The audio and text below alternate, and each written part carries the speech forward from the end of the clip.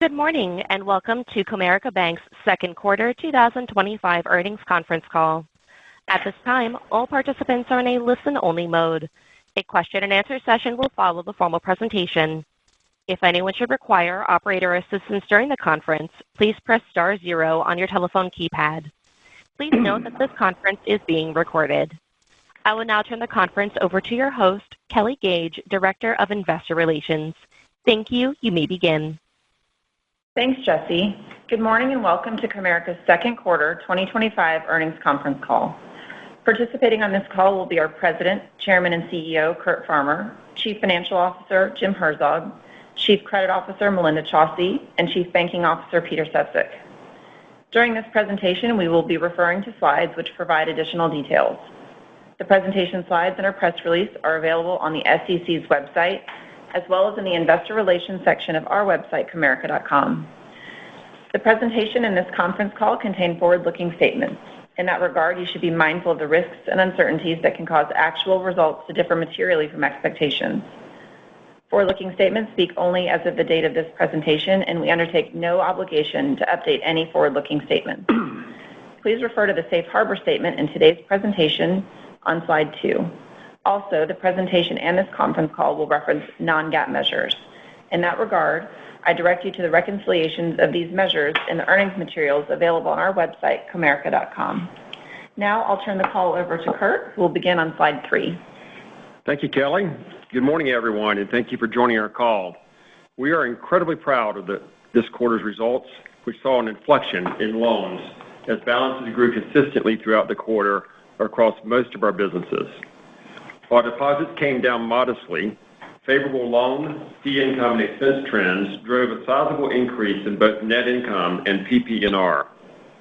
Capitalization remained a strength with an estimated CET1 of 11.94%, well above our 10% strategic target, even after a compelling dividend and higher share repurchases. Sentiment improved as we saw signs of customers beginning to make measured investments in their businesses. While economic and geopolitical uncertainty persists, customers appear more confident in their ability to navigate the environment and make adjustments where necessary. Beyond our financial results, this was an exciting quarter for payments and deposits as we announced new capabilities and product enhancements for our customers. We believe the milestones we achieved demonstrate the successful execution of our strategy, and we feel ongoing efforts in this space position us well for future growth. Moving to a summary of the second quarter on slide 4, we reported earnings per share of $1.42, representing an almost 14% increase over the prior quarter. Loans grew throughout the quarter and offset deposit pressures as net interest income remained flat. Credit quality continued to perform well, and both non-interest income and non-interest expense improved, resulting in a lower efficiency ratio. Despite higher profitability, tax expense came down with the benefit of discrete items. In all, we saw an impressive increase in profitability, and we returned $193 million to common shareholders through share repurchases and dividends, while keeping capitalization strong. We continue to feel well positioned to support our customers and drive growth in our business. Now I'll turn the call over to Jim to go into some more details. Thanks, Curt, and good morning, everyone. Beginning with loans on slide 5, we saw strong growth in the quarter, with average loans up almost 1% and period-end loans up approximately 3%. Importantly, loans in most businesses increased, driven by new loan production for new and existing customers. Although average loans and equity fund services declined, period-end trends were up, with an improved outlook for private equity and venture capital in both deal activity as well as fundraising. Total commitments increased by $400 million, with increases in environmental services and commercial real estate, offsetting decreases in equity fund services, and total utilization remained relatively unchanged. Pipeline activity was strong even after closing new opportunities, reflecting continued positive momentum. Average loan yields came down 3 basis points as the smaller benefit from BSBY cessation more than offset the tailwind of our maturing swap portfolio. On slide 6, average deposits declined just over 1%, with the largest decreases in retail, corporate banking, and technology and life sciences. In select businesses, we continue to see seasonality related to the timing of tax payments, and in others, we saw customers use their funds for working capital or project-related purposes. Non-interest-bearing deposits as a percentage of total deposits remained flat at 38% for the fourth consecutive quarter, demonstrating stability in our compelling funding mix. Deposit pricing increased 4 basis points, but as we signaled previously, we expected to see some give back in pricing, and this was in line with our expectations. In fact, with a cumulative beta of 67% since the third quarter of last year, we've still outperformed the betas that we saw on the way up.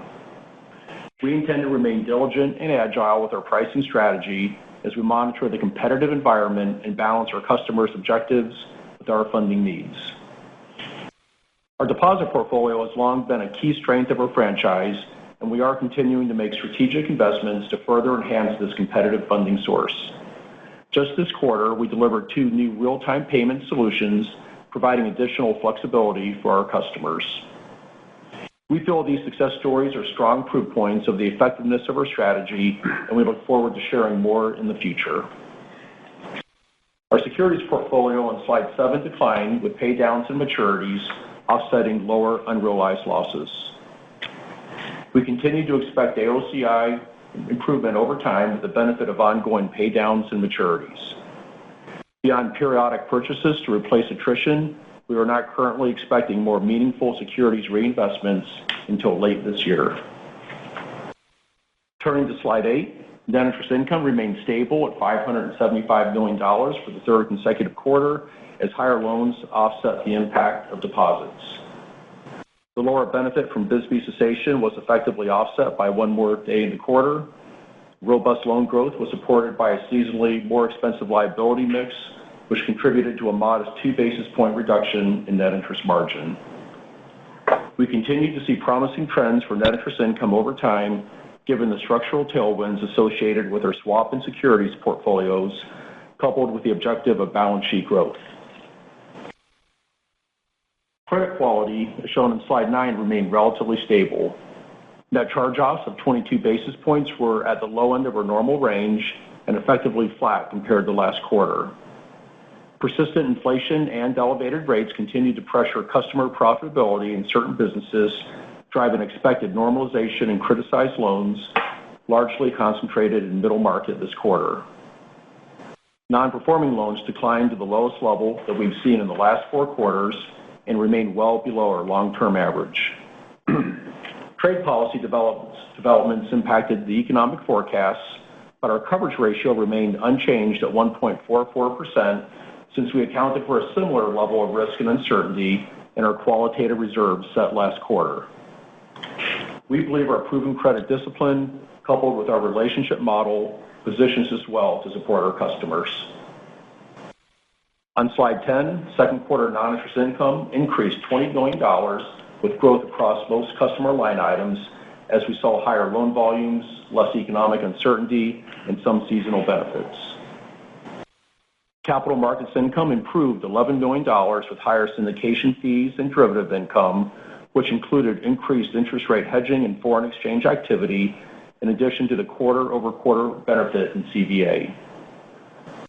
Income related to deferred compensation increased, but was offset in higher expenses. And fiduciary income did increase seasonally.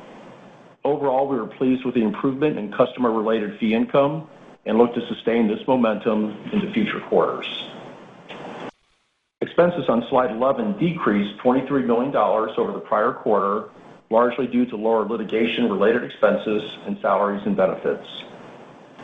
Seasonal declines related to incentive compensation more than offset higher deferred compensation and merit increases. We saw a $3 million reduction in expenses from changes in the FDIC special assessment, and conversely saw $3 million increases in both outside processing and advertising expenses. Notable items favorably impacted expenses in the quarter, including net litigation benefits, gain on sale of assets, and an interest recovery for a state tax matter. Recognizing that we may not see the same benefit from notable items in future quarters, we remain disciplined in our focus to drive improved efficiency over time. As shown on slide 12, We continue to favor a conservative approach to capital, producing an estimated CET1 of 11.94%, well above our strategic target, even after returning capital to shareholders. Our strong capital position afforded us the opportunity to redeem preferred stock, avoiding a more punitive coupon reset, but also resulting in a slight negative drag to EPS this quarter from costs related to the preferred stock redemption. Movement in the forward curve reduced unrealized losses in AOCI, contributing to a 22 basis point improvement in our tangible common equity ratio. Even with the dynamic market, robust loan growth, and the redemption of our preferred stock, we increased our share repurchases to $100 million in the second quarter. Our outlook for 2025 is on slide 13. We now project full year 2025 average loans to be flat to down 1%, representing an improvement from prior guidance. Although economic uncertainty persists, customers appear to be navigating the environment and beginning to invest in their businesses. Second quarter results exceeded expectations, and pipelines and activity levels remain strong, supporting our outlook for consistent growth in the third and fourth quarters. We expect to see the second half growth across most of our businesses, excluding commercial real estate. Our deposit forecast remains unchanged as we expect full year average deposits down 2 to 3% in 2025, with relatively flat customer deposits and a deliberate reduction in brokered CDs. We see positive momentum driving a moderate increase in the third quarter balances, with a bigger uptick in the fourth quarter, benefiting from core deposit growth and seasonality. Although we anticipate continued success in winning interest-bearing balances, we believe our non-interest-bearing deposit mix will remain in the upper 30% range. Based on our current understanding of the transition strategy, we still do not assume direct express deposit attrition within our 2025 outlook. We still project net interest income growth of 5 to 7% in 2025. Loan trends have outperformed expectations, and we expect that to contribute favorably to our outlook. However, we believe deposit trends may offset that benefit, as we have seen slightly lower non-interest-bearing balances with a continued high rate environment. Further, we expect upward pressure on deposit pricing as we fund robust loan growth and successfully execute on our strategic deposit growth initiatives. Lastly, while the redemption of preferred stock will be accretive to EPS, it does create a slight drag on net interest income as we lose the benefit of the cash used for redemption. Although we expect these factors to contribute to a slight decline in third quarter net interest income relative to the second quarter, which may push our full year results to the lower end of our 5 to 7% range. We continue to expect full year 2025 non-interest income to grow 2%. We saw favorable trends this quarter, and we anticipate continued momentum in customer-related fees in the second half of the year. Given the second quarter benefits of deferred compensation and CVA within capital markets, we expect the third quarter to be relatively flat, but that still assumes customer-related growth quarter over quarter.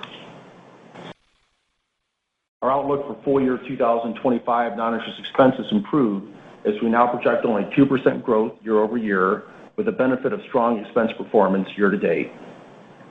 As we look at the second half of 2025, we expect to see an increase in the third quarter, driven largely by the impact of second quarter notable items, seasonality, inflationary pressures, and our ongoing strategic focus to drive revenue. We believe the fourth quarter will be relatively flat to the third quarter, and we remain committed to driving efficiency as we balance longer-term growth and return objectives with prudent expense control. Considering our strong credit metrics, proven underwriting approach, and consistent portfolio monitoring, we continue to expect full year net charge-offs to be in the lower end of our normal 20 to 40 basis point range. Looking at taxes, we saw an improvement in our anticipated 2025 tax rate, now down to approximately 22%, excluding discrete items. Moving to capital, we appreciate the flexibility that our conservative capital position affords us, and we intend to maintain a CET1 ratio well above our 10% strategic target throughout 2025. With an estimated CET1 at just under 12%, we feel we have ample capacity to continue share repurchases and we intend to repurchase approximately $100 million of common stock in the third quarter. As we consider future capital decisions, we intend to continue our measured approach, calibrating the size and frequency of future repurchases with expected loan trends. We also plan to monitor the economic environment, our profitability, and the regulatory landscape, as these factors may also influence our strategy. Overall, we expect continued momentum to drive balance sheet growth while maintaining strong capital, which together position us to drive favorable returns over time. Now I'll turn the call back to Curt. Thank you, Jim. As I mentioned in my opening remarks, we are incredibly proud of this quarter's results. We feel our conservative capital, credit, and liquidity management provide a solid foundation to consistently support our customers. Further, with our orientation towards growth markets, proven commercial model, and long-tenured customer relationships, we feel well positioned to grow alongside the economy as customer demand continues to increase. We saw evidence of that this quarter. We expect to benefit from the maturities of our swaps and securities portfolios, which create a structural tailwind to net interest income over the next several years. On top of that, we are continuing to invest strategically in our business to drive responsible growth aligned with our strategy.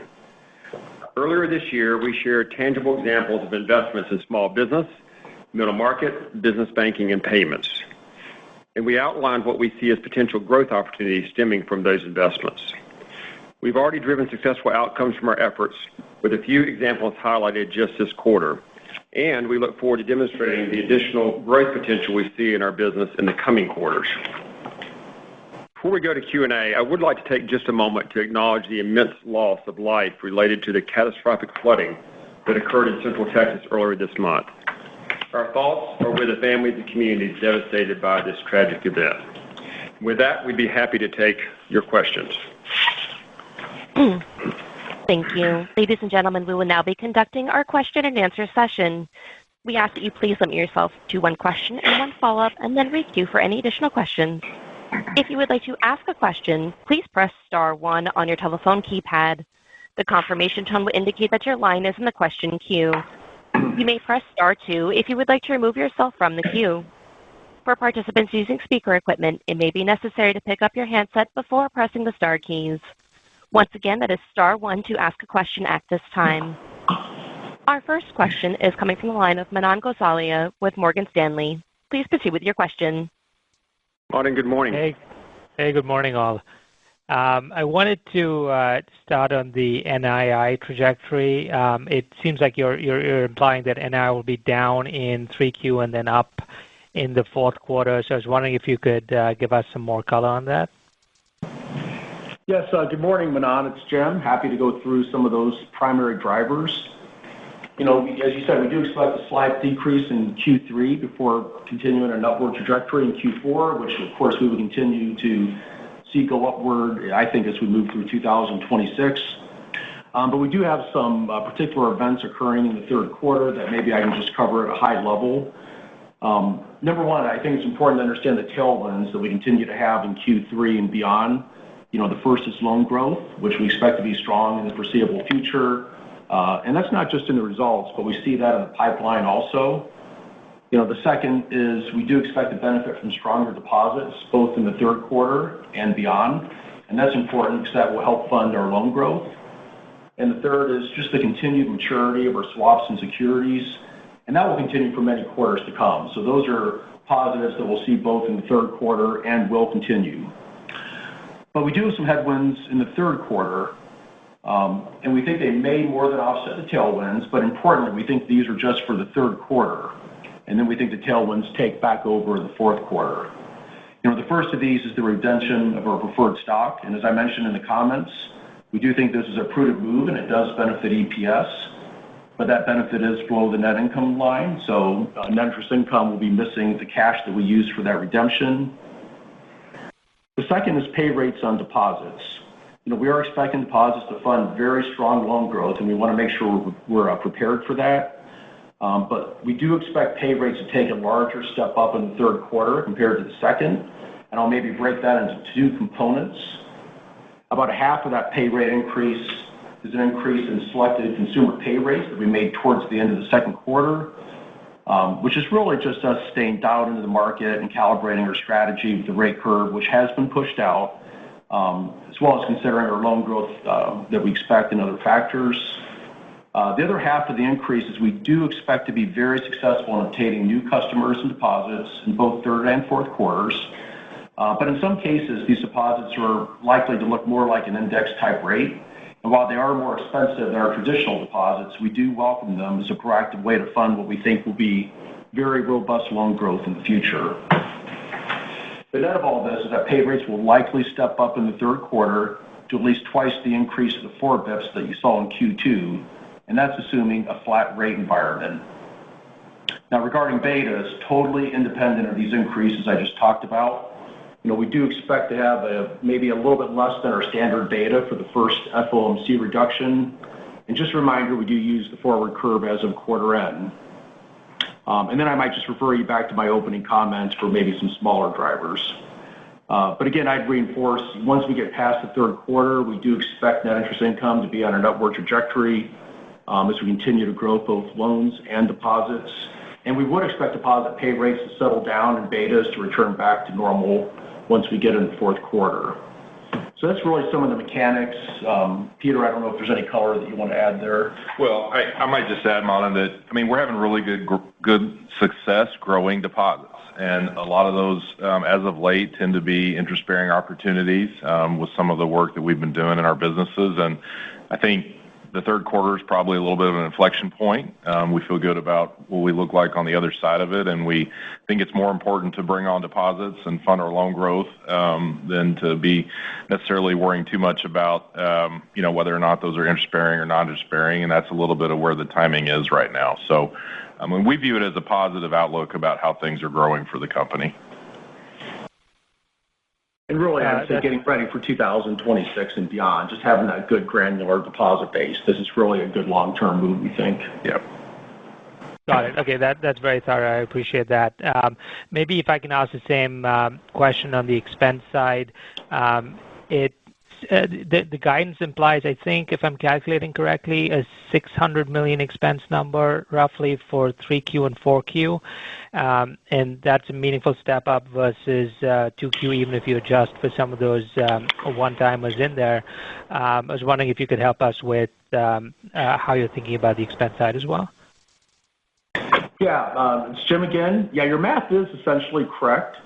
Let's keep in mind that we did have an incredible second quarter on expenses, beating our outlook and consensus significantly. And some of that, as you say, and I mentioned earlier, was due to the notable items that we outlined on the expense slide. I would say there was some project expense that was deferred from the second quarter to the second half of the year. And so as I look at the increase in the second quarter to the third, notable items assumed not to repeat is the largest component of that, as we outlined in the slide. But we also do have some seasonalities we typically do in the third quarter and some inflation. And then we do continue to step up our investments for revenue, some of which were simply deferred from the second quarter to the second half of the year.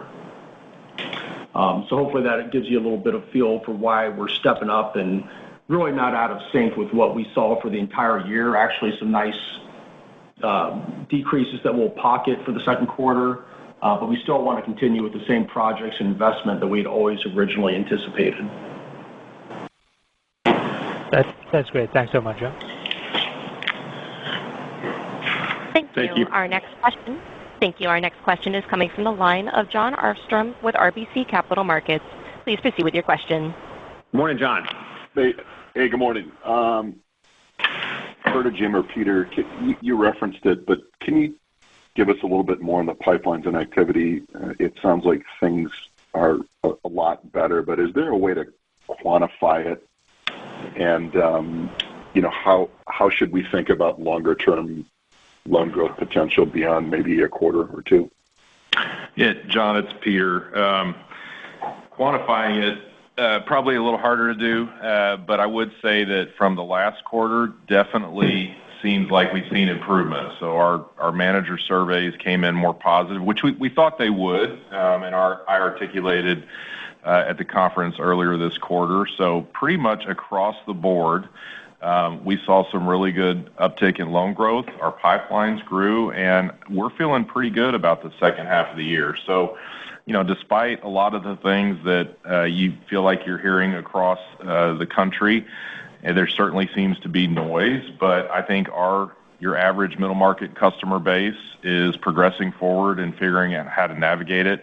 I'm a little hesitant to talk about 2026. We're not putting out any sort of outlooks for 26, but I would say that it feels like momentum is picking up across the board for us. And so I think that we'll continue to see good loan growth throughout the year. And again, I feel like we benefit from being in some great markets. We've got a great diverse geographic base. You have seen some of the impacts in Michigan to the economy, to the auto space, but I don't know that that's been a terribly strong headwind for us. So, really across the board, I think we feel pretty good about it. If I were to try to quantify it, John, I would say, we're still not back to kind of pre-SVB pipeline numbers, but we are going in that direction. And I would say it probably feels better than it has in a while as far as the activity level since the SVB situation. And so hopefully that continues absent, some sort of major event in the economy that we don't see at the moment. Okay, good. That's helpful.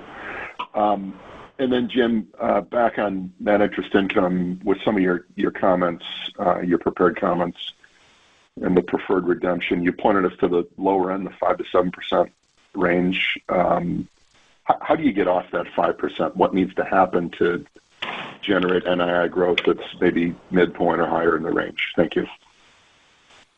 John, if you're talking shorter term, this outlook doesn't necessarily contemplate a preferred issuance. We're being very patient there. Obviously, that would help. But I continue to say in this rate environment, probably in the short term, I think that non-interest-bearing deposits is still very much an X factor. So I would say seeing some stability and an inflection point in non-interest-bearing deposits, which is something we, and from what I can tell this quarter, the whole industry is still kind of waiting for. I think that would be probably the biggest X factor out there. Okay. All right. Thank you very much. Thanks, John. Thank you. The next question is coming from the line of David George with Baird. Please proceed with your question. Morning, David. Hey, guys. Good morning. Hey, question for Curt. I agree, Curt, with a lot of things you said about Comerica as it relates to your reputation in the market. You've got experienced bankers. You didn't need to raise capital during the GFC.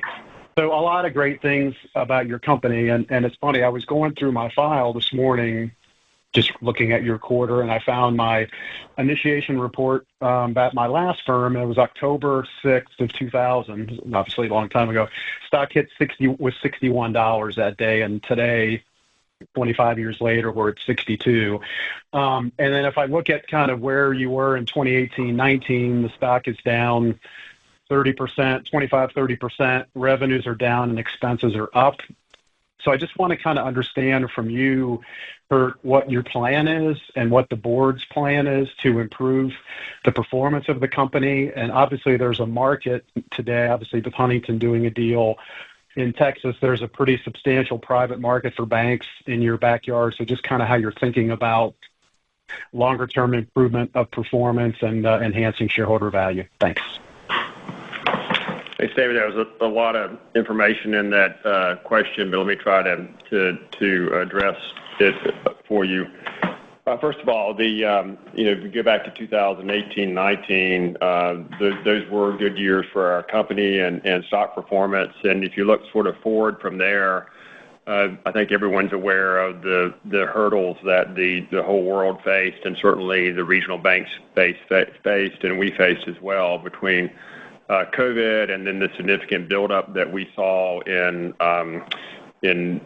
quantitative easing and just the governmental programs that were driving deposits, which was really a peak for us, and we sort of saw record performance in 2022 heading into 2023. And then we had the regional bank crisis, and we, along with others, saw some rationalization in assets as deposits came down. And then we exited a business line, mortgage banker finance, and did some rationalization across the rest of our portfolio. So we've been in a bit of a rebuilding phase since that time, and as we pointed out on the call already, we're seeing nice loan growth. We had a good fee income quarter as well. Feel really good about sort of our deposit position and ability to fund our lending activity going forward. We're very excited about the structural tailwinds that we've got on NII from a forward perspective. Kurt, I'm sorry to interrupt. Your loans have been flat for decades.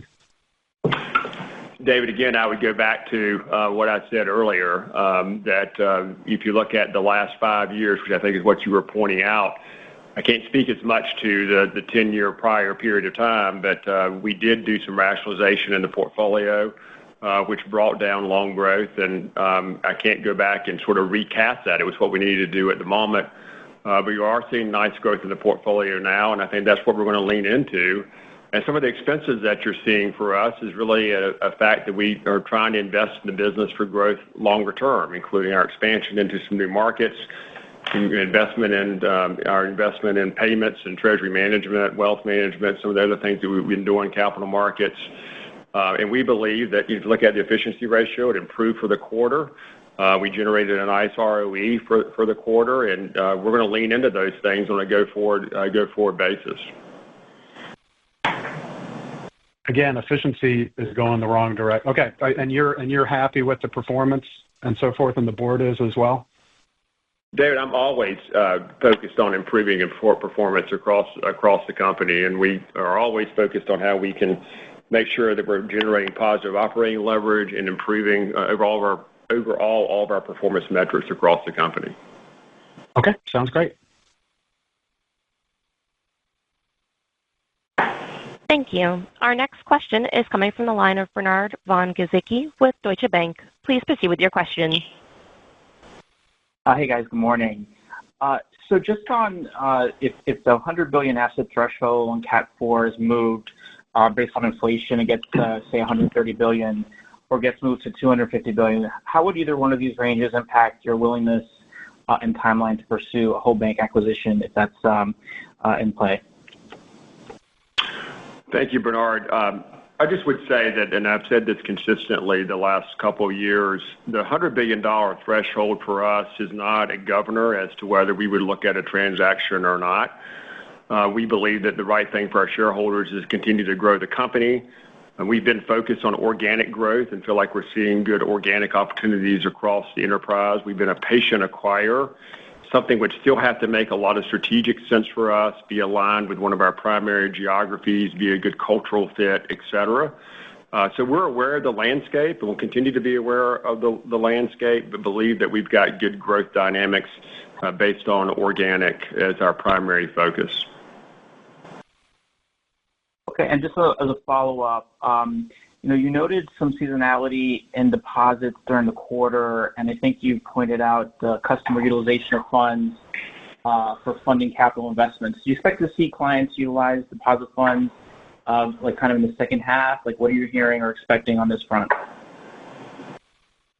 Bernard, I think you may see a little bit of that still in this higher rate environment, but when I look at both some of the initiatives we have going on for deposit gathering, as well as seasonality, I do think that some of that use of funds will probably get kind of drowned out in the noise.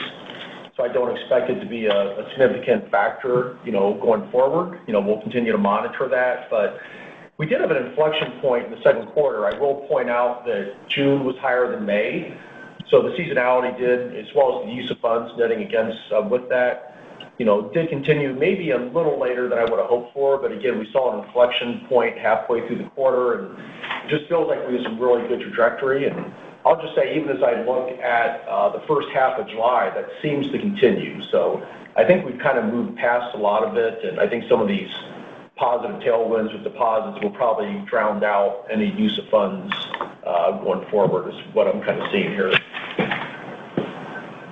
Okay, great. Thanks for taking my question. Thank you. Thank you. The next question is coming from the line of Mike Mayo with Wells Fargo. Please proceed with your question. Good morning, Mike. Good morning. The short question is on the first quarter call, Kurt, you repeated, as you've done several times, that Comerica has to earn its right to be independent every day, and that makes sense. So under what conditions would you say that Comerica has not earned the right to remain independent every day? And this is part of the whole industry debate of skill versus scale. And, I guess you've had 175 years at Comerica. And the question is, at what point do you say, you know what, we need to scale this up? The longer version of this question is, as you know, I think you were in the room, Kurt, when I came to the annual meeting a decade ago, and there were like 5 to 10 other institutional investors in the room, and I asked the same question. And I recognize your comments today that, you're rebuilding, you have some tailwinds, quarter over quarter, EPS is up, loan growth is up, period end loans are up. But when you just look at the data objectively, you say your efficiency ratio is still worst in class, 68% year to date. That's where it was when I came to the meeting a decade ago. The returns are about worst in class, only better than Citigroup, which coincidentally I recommend still, so it's not always the death knell. But the stock performance, as it was brought up earlier, has also underperformed, and I always stack rank I've done this for 25 years, I've stack ranked the CEO stock performance versus the BKX, and unfortunately, Kurt, you're at the bottom by a big margin. Since you arrived, the stock's down 21%, the BKX up 43%, the S&P is up a lot more. So maybe the market's really missing a story here. Maybe you're about to have a hockey stick improvement. So if you could just educate me on why, a decade later, Comerica has continued to earn the right to remain independent. Thank you. Mike, that's a lot as well in your question there, but I'll try to respond to it here. I go back to what I said earlier, and you echoed, which is that we are always aware of the need to perform at an acceptable level and relative to our peer group and relative to the market overall. And certainly the regional bank space, as well as the bank space across the board, has had some volatility in equity performance this year, but we've seen a nice rebound in the last 60 days or so, as the KBW and the KRE has as well. We have done a lot, I think, over the last number of years to take some of the volatility out of our performance relative to interest rate sensitivity. And now we are starting to benefit, I think, from some of what we put in place, as well as we've got some of the structural tailwinds that I've talked about earlier that we believe will continue to position us well from a performance standpoint, NII, et cetera, the next couple of years. We continue to see nice growth across the portfolio on the lending side, and we're going to lean into that in the second half of the year. And again, I can't go back and sort of replay past performance, but what I am charged with doing is protecting the company overall, serving our clients, making sure that we have the appropriate risk profile, the right capital, the right credit metrics and credit expertise that we bring sort of day in and day out, protecting our franchise and the markets that we serve, and doing a good job for our customers, our employees, and our shareholders longer term. And I think we're well positioned from that perspective. And you mentioned 135 years is actually 175 years. But having said all that, we are aware of the landscape, and we are always going to do the right thing by our shareholders, and we understand sort of our fiduciary responsibility related to that. And so does our management team, and so does our board, and we take the return to our shareholders very, very seriously. I appreciate that. I think also last quarter you said you did not expect a lot of mergers in the next 12 to 18 months. If there started to be mergers, would that kind of change your thought process, and to what degree? And why don't you expect many mergers in the 12 to 18 months, or maybe that's changed in the last 3 months? Yeah, Mike, I may have overstated that when I was asked the question. I was asked about the industry overall at the first quarter call, and you might recall at that time, well, you certainly recall lots of volatility, whether it was geopolitical or the trade policy and the uncertainty related to it. And it just felt like that might, sometimes when you're heading into uncertainty or possibly a credit cycle, et cetera, across the industry, that can tend to dampen M&A. But since then, we've seen a couple of deals happen. It feels like that maybe there's a more favorable regulatory environment around M&A. And as the noise settles down some around economic certainty, geopolitical certainty, et cetera, I think it is likely that you're probably going to see a bit more M&A than we've seen previously. And it just continues to factor into what we think about overall, whether we be an acquirer or continue to pursue our organic growth, or whether we'd ever entertain something from a third party. All right. Well, we'll watch that volatility and your rebuilding and the tailwinds. Thank you. Thanks, Mike. Thank you. Our next question is coming from the line of Anthony Elian with J.P. Morgan. Please proceed with your question. Yeah. Hi, everyone. On the 4Q NII guide of up versus 3Q, Jim, you called out earlier some of the deposit pricing headwinds you expect in the third quarter. Pay rates will likely be twice the level we just saw. But I'm curious, why would those headwinds ease in 4Q, particularly if you expect both strong customer deposit growth in 4Q and the momentum in loan growth is expected to persist? Yeah, good morning, Tony. I really look at what we did towards the end of the second quarter with consumer pricing as kind of a reset, recognizing that the forward curve has been pushed out. So I kind of think of that as, a one-time reset. We would expect to kind of track the market, once we get into any kind of fourth quarter environment, whether that be the FOMC cut or just the general, competitive environment. We probably, to the extent we see any increase in deposit pay rates in the fourth quarter, I think it would be accompanied by higher deposits, which net would be a benefit for the bank. But again, it kind of viewing what's going on in the third quarter. It's a little bit of a one-time reset here. And again, we're not going to be sending out $400 million of preferred cash every quarter either. So there are just some unique events that are occurring as we move from the second quarter to the third quarter. Okay, and then if I look at the bottom of slide 3, you're calling out payments products such as real-time solutions, embedded finance. We had the House pass a stablecoin bill last night. I'm just thinking about the additional opportunities that could exist with stablecoins complementing everything you're doing on payments and the role that banks could play. Is this a technology you guys are considering leveraging down the road, or is it still too early? Thank you. Tony, it's Peter. I think I would probably say it's a little too early to know necessarily. We do feel positioned to be involved in it. We're a member of the clearinghouse. We do feel like we have the right talent, both in our technology side as well as our product side, and we do think we're making really good investment in payments to be involved. Now, so what this looks like, though, I think is still a little bit to be determined, and I think that we are monitoring the situation. We're going to stay really close to it. We've got the right products, talent, and awareness. And so, but I think the answer to your question is, at least from our perspective, it's a little still too early to tell how this is going to play out, really for the industry and for us. Thank you. Thank you. The next question is coming from the line of Chris McGratty with KBW. Please proceed with your question. Morning, Chris. Hey, how's it going? This is Andrew Leishner on for Chris McGratty. In your prepared remarks, I know you mentioned this here, but it looks like as an industry, deposit pricing is getting a little more difficult and competition is picking up. I know you've outperformed your beta from the way up, but can you provide an update on what you're seeing here in terms of repricing and expectations for any repricing opportunities going forward? Thanks. I'm not sure I heard that question. I think it was deposit pricing. Is that correct?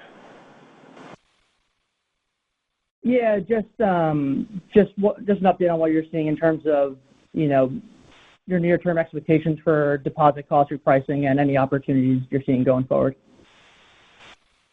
I would probably refer you back to my answer previously, where I kind of sized up where I think the third quarter increases are coming from and what the drivers of those are. It does continue to be a very competitive environment for deposits. I think we saw that with some of the banking releases so far this week. But yeah, I'm not sure I would add a lot on to what I'd mentioned a few minutes ago in terms of just where we see deposit pricing going.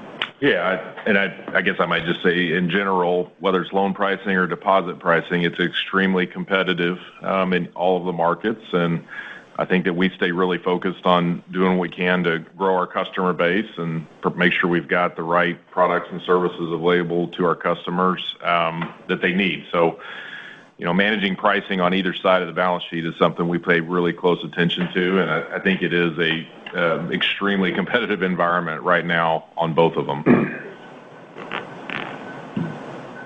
Okay, great. Thank you. And then just on credit, to provide a little more color on the increase in criticized loans this quarter. I think in the deck it looks like the leveraged loan criticized percentage moved up a little higher.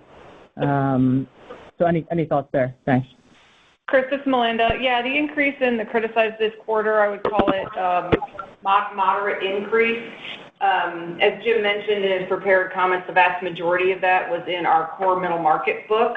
And honestly, it was concentrated in 3 credits. And the commonality in those 3 credits is they all have some kind of a consumer component, that the end customer was a consumer. And so there's been some stress there. One, I would call more luxury goods, and the other in 2 segments that are under some pressure already. So that would be the liquor industry and then transportation, freight, and things like that. So that's really the commonality is the consumer is the end customer, and then all of them are pressured by this higher for longer rate environment, which is obviously putting pressure on profitability. So other than those commonalities, the book has continued to perform quite well. And what you don't really see in the charts is what's cycling in and out of criticized. So, we have credits that migrate from a downward perspective, but we also have a lot of credits that continue to get, better and are able to move back into that past category. So I'm not really seeing anything that I would call underlying themes other than what we've been really telegraphing all year, which is the higher for longer interest rates and the inflationary pressures. Okay, great. Thank you for sitting for the questions. You're welcome. Thank you. There are no additional questions at this time, so I'd like to pass the floor back over to Mr. Farmer for closing comments. Thank you very much, and thank you again for joining our call today. Ladies and gentlemen, once again, we thank you for your participation. This does conclude today's teleconference. You may disconnect your lines at this time, and have a wonderful day.